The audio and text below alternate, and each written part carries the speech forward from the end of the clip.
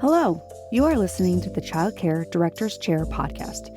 Your host, Erica Sakosio, invites you to join her community of passionate and inspiring leaders in the ECE field, where she discusses, reflects, and shares the best ways to invest in our children, families, teachers, and community. Because after all, we know they are the heartbeat of any successful program. I think step one would be, let's break down the traditional hierarchy. Inside your school, there is this thing with the admins and then the teachers and then the lunch people, the auxiliary staff, and there's like this perceived value on the role. Everybody in the school, no matter what type of school you're running, is important, an integral part of the way that your school runs. It is just an action. It is not a title, and everyone in your school can lead.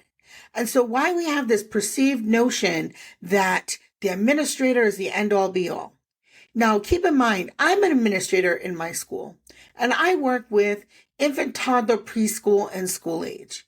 Even within our own early childhood education community, there is this hierarchy. If you run a child care center, then you're considered more of a business person than somebody who owns a family child care center, which to me is ridiculous. Or if you're an infant teacher, you're not as valuable or as important as a preschool teacher, because a preschool teacher is a real teacher. Or when you're a preschool teacher, you feel like a kindergarten teacher is the real teacher. We're all educators and we're all very important.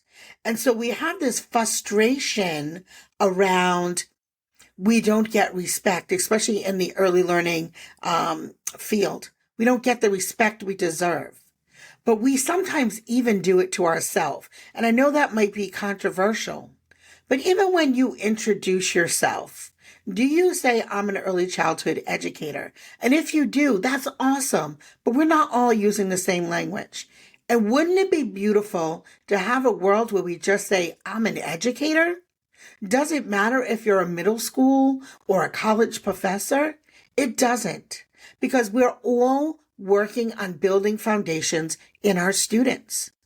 Now, I can't imagine that a student could go to a middle school without all of the preparation that has been done beforehand.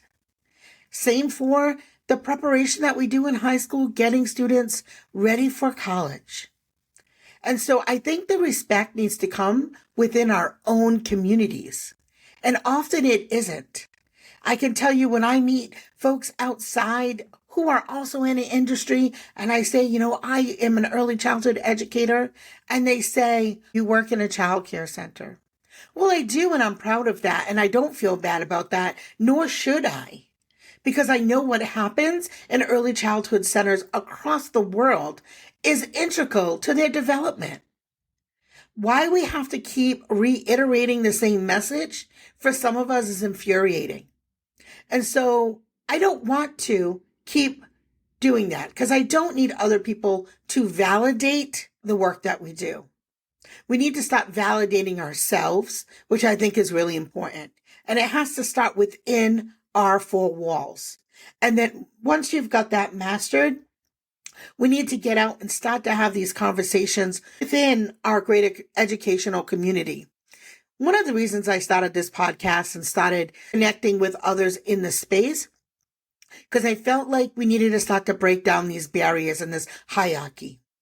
And I think some of this really caught my eye as I started in the school age field.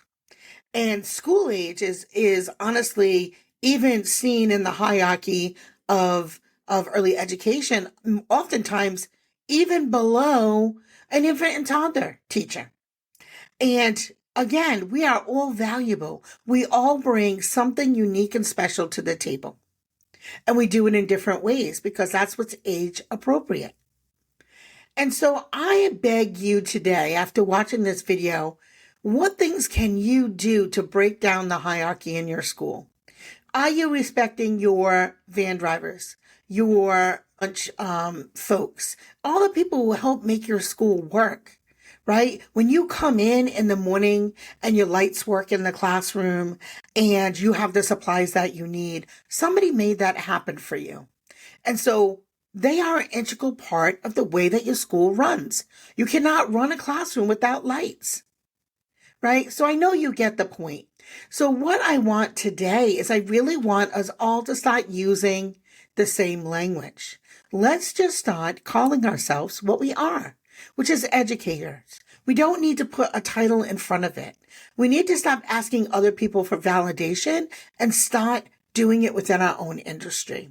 Here's a perfect example. I had a friend, her name is Kelly Tagg, and she is a public school teacher, and she was on my podcast not that long ago. And we talked about IEPs. And she said, it never really occurred to me to reach out to a child's after-school program. And I'm thinking to myself, why wouldn't we be reaching out to school-age professionals and asking them to join the table when you're creating an IEP for a school-age child who attends an after-school program? Because that's when we start to see the value, that we value their thoughts and opinions. Most school-age children will go to school for, 6 hours.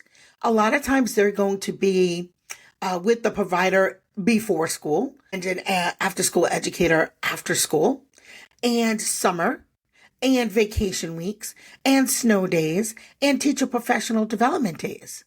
So if we're talking about really doing what's best for students, there needs to be some continuity, and those folks need to be asked to the table. Now, how can you expect a group of people to implement an IEP, to make sure that we're giving the same supports and using the same language in a meeting that we weren't part of, in a conversation we weren't part of?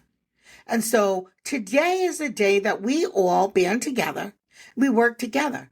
Administrators, when there is a child who has an IEP, give your team time to go to the school when there is a team meeting. Parents who are watching, and many of you who work in the education field, certainly have children. Make sure that those people are brought to the table, because it's important. We need to start respecting each other and break down this hierarchy. Now, when we don't, there is like this lead of this disconnect. And that's what we're seeing now, which is why people are leaving schools in droves. And again, schools in droves across all ages, because we're encountering the same things. So doesn't it make sense for us all to come together to try to find a solution to the problem that we're having? This is a new day and a new time. The students are different. The parents are different. And for those of you watching this channel, I do not need to tell you that. You know who else is different? The educators. We have been through a whole heck of a lot in the last 4 or 5 years. I'm sure that you would agree with that. And these new students who just graduated from school, so excited and ready to be teachers, are coming into broken systems. And that's not fair. So let's understand how these power dynamics between educators, administrators, and different levels of schools, how they impact how teachers feel, the autonomy, the challenges, and we balance it back up. And leaders, I know you're tired too. So again, it's about supporting each other. Because as you see on many social platforms, there's a lot of talk about supporting your staff and your team, which of course for me is number one. But there's another part. Those administrators that are out there are also human, and they also need supports. Now, sometimes if you're in a district, maybe you get that from a higher up, but maybe you get it from others, from other schools. Or maybe perhaps you get it from just the greater educated community where educators come together. Right? It doesn't matter if they are teaching the same age group. We are working with the same families, the same children. My preschool children will be your kindergartners in less than a year. So let's have some examples of where I feel like we can really, really connect. I feel like if you do not have a connection with your local after-school program, you need to do that now.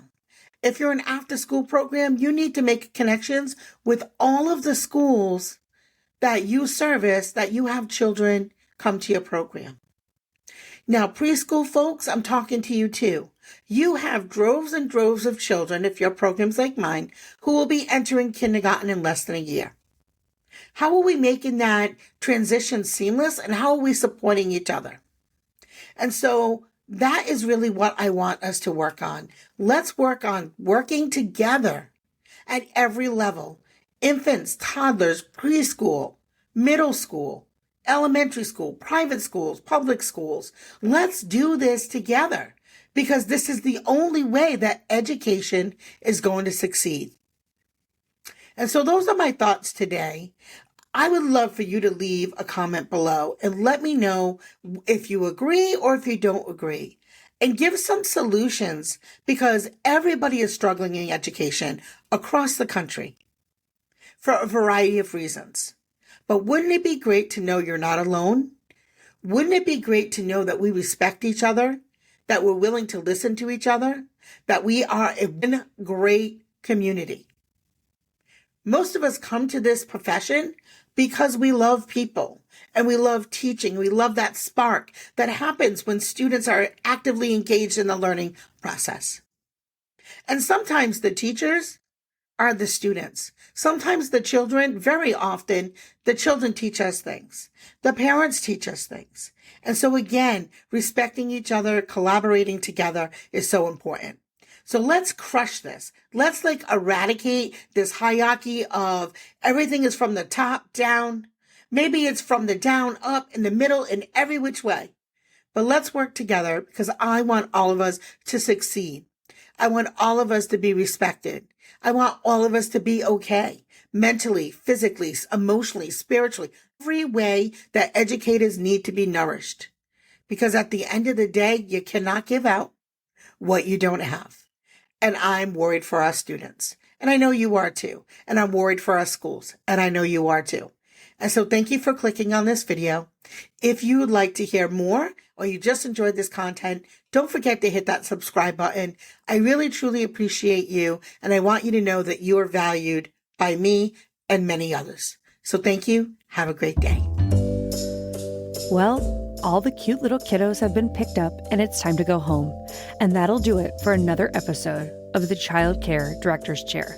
Please leave a review so Erica knows the information is helping you to manage and improve your childcare centers. Remember to subscribe to get the latest episode from Erica's Child Care Director's Chair.